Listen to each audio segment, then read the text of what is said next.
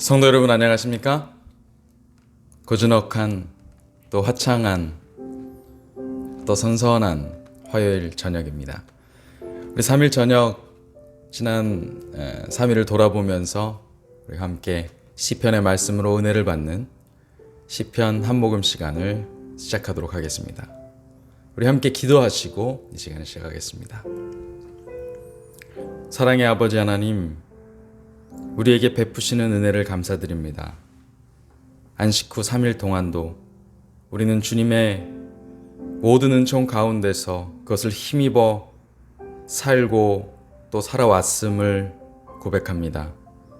주님, 감사하는 마음으로 이 시간 주님의 말씀을 청종하고 주님의 말씀에 집중하며 주님의 말씀으로 다시 새 힘을 얻어 세상에 지지 아니하고 승리하는 삶을 살고자 하오니 주여 이 시간 우리와 함께하여 주시옵소서. 오늘 우리가 마주하는 시편의 글귀들이 그 당시 그것을 기록했던 사람들, 또 그것을 노래로 지어 불렀던 많은 우리 믿음의 노덕들의 그 영감과 또 그 감사함의 마음이 오늘 우리에게도 동일하게 있게 해주시기를 예수 그리스도 이름으로 기도합니다. 아멘. 네, 여러분 안녕하십니까? 다시 한번 인사하겠습니다. 오늘 안식 후 3일 저녁, 미세먼지가 정말 많이 없어진 비가 내린 이 저녁에 우리가 함께 말씀을 보도록 하겠습니다. 시편 14편 그리고 53편의 말씀입니다. 오늘 14편과 53편을 함께 보는 이유는 바로 그 시가 반복되는 시이기 때문입니다. 바울이 로마서 3장에서 죄에 대한 신학을 전개하면서 인용한 유명한 시편의 글귀입니다. 이 시는 14편에 기록된 시가 53편에 다시 반복되는데요. 그 뒷부분만 거의 유사하게 진행되다가 그 뒷부분만 조금 바뀌어서 드러나게 됩니다. 각 권을 나누는 어떤 행간도 아니고 사실 구분짓는 기능을 하는 것도 아니기 때문에 이것을 내용상으로 반복한 이유를 내용상에서 찾을 수밖에 없는데요. 아마도 교훈적이고 노래로 지어 부르기 좋은 시이기 때문에 반복한 것으로 보입니다. 이것은 다윗의 시, 인도자를 따라 부르는 노래라는 제목을 가지고 있습니다. 그러면 본문을 낭독하도록 하겠습니다. 어리석은 자는 그의 마음에 이르기를 하나님이 없다 하는도다. 그들은 부패하고 그 행실이 가증하니 선을 행하는 자가 없도다. 여호와께서 하늘에서 인생을 굽어 살피사 지각이 있어 하나님을 찾는 자가 있는가 보려 하신즉 다 치우쳐 함께 더러운 자가 되고 선을 행하는 자가 없으니 하나도 없도다. 죄악을 행하는 자는 다 무지하냐? 그들이 떡 먹듯이 내 백성을 먹으면서 여호와를 부르지 아니하는도다. 그러나 거기서 그들은 두려워하였으니 하나님이 의인의 세대에 계심이로다. 너희가 가난한 자의 계획을 부끄럽게 하나 오직 여호와는 그의 피난처가 되시도다. 이스라엘의 구원이 시온에서 나오기를 원하도다. 여호와께서 그의 백성을 포로된 곳에서 돌이키실 때에 야곱이 즐거워하고 이스라엘이 기뻐하리로다. 아멘. 이것이 14편의 글귀입니다. 그럼 이제 시편 53편을 또 낭독해 드리겠습니다. 어떻게 다르고 어떻게 같은지 한번 비교해 보시기 바랍니다. 시편 53편 다윗의 마스길 인도자를 따라 마할렛에 맞춘 노래. 여기 보라색 글귀가 14편과 조금 다른 표현으로 쓰여진 부분입니다. 어리석은 자는 그의 마음에 이르기를 하나님이 없다 하도다. 그들은 부패하며 가증한 악을 행하며 선을 행하는 자가 없도다. 하나님이 하늘에서 인생을 굽어 살피사 지각이 있는 자와 하나님을 찾는 자가 있는가 보려 하신즉 각기 물러가 함께 더러운 자가 되고 선을 행하는 자가 없으니 한 사람도 없도다. 죄악을 행하는 자는 무지하냐? 그들이 떡 먹듯이 내 백성을 먹으면서 하나님을 부르지 아니하는도다. 그들이 두려움이 없는 곳에서 크게 두려워하였으니 너를 대항하여 진친 그들의 뼈를 하나님이 흩으심이라. 하나님이 그들을 버리셨으므로 네가 그들에게 수치를 당하게 하였도다. 시온에서 이스라엘을 구원하여 줄 자가 누구인가? 하나님이 자기 백성의 포로된 것을 돌이키실 때에 야곱이 즐거워하며 이스라엘이 기뻐하리로다. 아멘. 매우 흡사하고 유사한 시, 반복된 시라고 해도 크게 이상이 없을 만큼 그런 시입니다. 좀 차이점이 눈에 띄는 차이점이 있다면 14편은 7절로 기록되어 있고 53편은 6절로 기록되어 있다는 점이죠. 자, 그러면 약간의 해석을 이제 해볼까요? 14편은 다윗이 인도자에게 맞춰서 부른 노래라고 되어 있습니다. 구 번역에는 영장에 맞춰 부른 노래라고 되어 있죠. 함께 합창으로 불렀다는 얘기죠. 지도자가 지휘를 통해서 인도했을 때 그것을 따라 같이 합창으로 불렀다, 이런 표현으로 들릴 수 있겠습니다. 그런데 53편에는 다윗의 마스길이라는 표현이 있습니다. 마스길은 히브리어 사칼, 신중하게 하다, 신중히 하다라는 단어에서 파생된 것으로 보여집니다.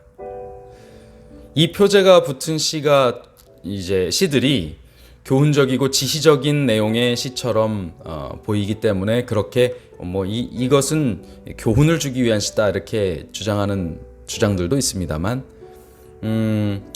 그러나 우리 재림교회 주석은 이 마스길이라는 음악 장단의 한 종류로 이것을 해석하고 있습니다. 혹 신중한 느낌의 가락, 이런 표현이 될 수 있을까요? 네, 어쨌든 그런 종류의 가락이라고 하는 음악적인 표현으로 보는 것이 더 타당하다고 여겨집니다. 그리고 시편 47편 4절에는 이 마스길이라는 단어 자체가 지혜라는 단어로 번역되기도 하였습니다.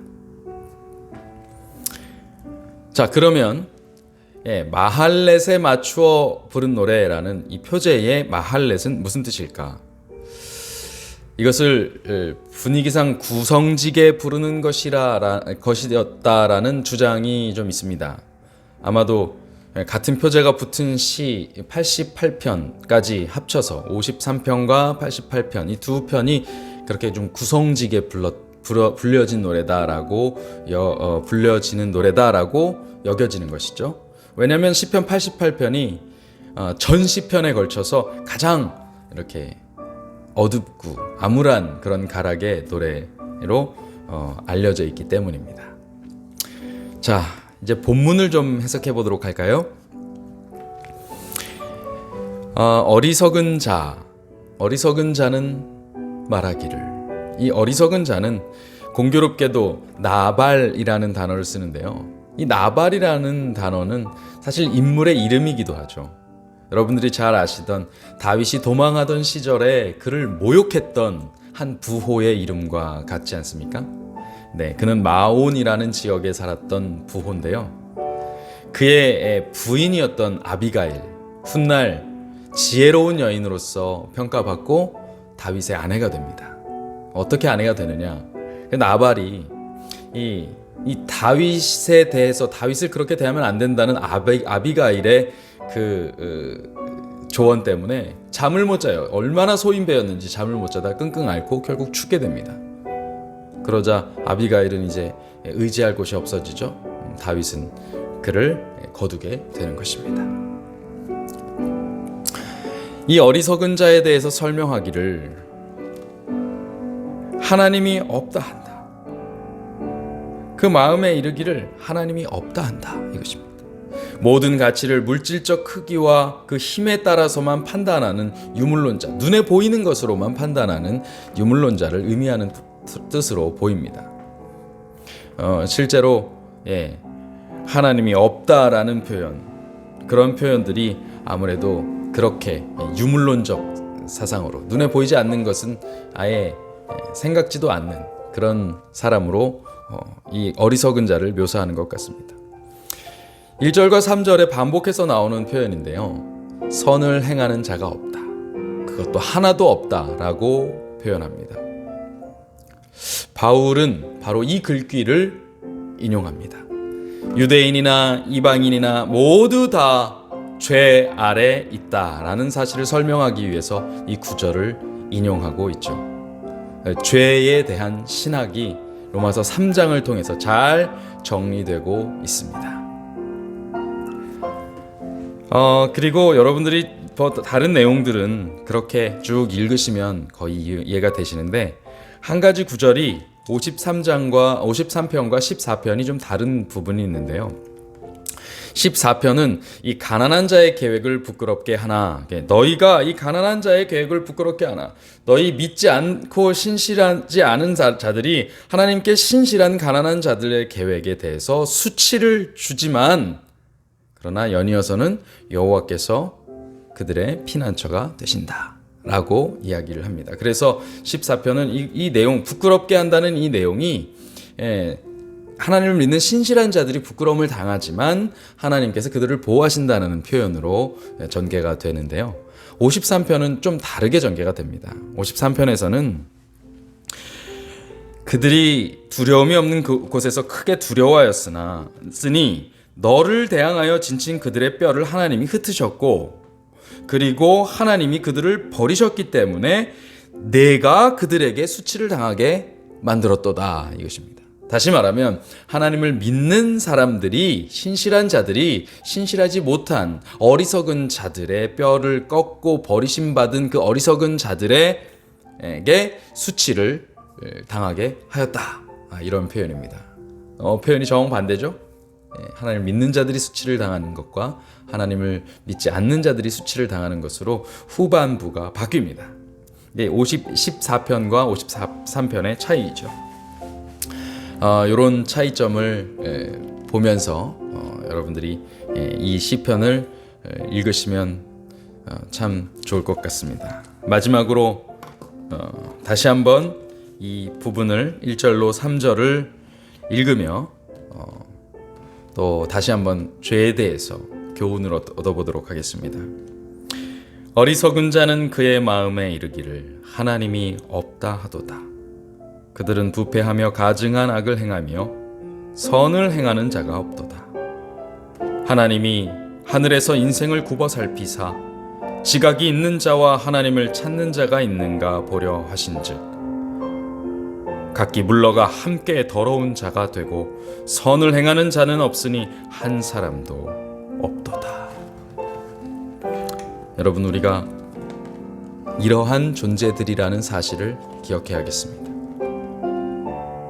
그러나 또한 이러한 상황에서 주님의 은총을 받아 하나님의 백성이 되었다는 감사를 깨닫게 되기를 또한 바랍니다.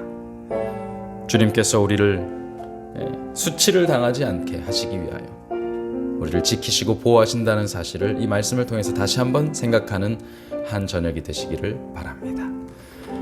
오늘 기도 제목을 말씀드립니다. 코로나19 사태의 종식을 위하여 함께 기도해 주십시오. 교회 지붕과 창틀 방수 공사를 위해서 기도해 주십시오. 우리 충청 앞에 김육 목사, 이 간암 투병을 하고 있는 우리 김육 목사님을 위해서 기도해 주십시오. 그리고 미얀마의 쿠데타 종식을 위해서 기도해 주십시오. PMM 정지훈 목사님 가정이 그곳에서 위태롭지만 용감하게 사역하고 있습니다. 그들을 위해서 기도해 주십시오. 음악이 완전히 멈출 때까지 여러분들께서 함께 기도해 주시면 감사하겠습니다.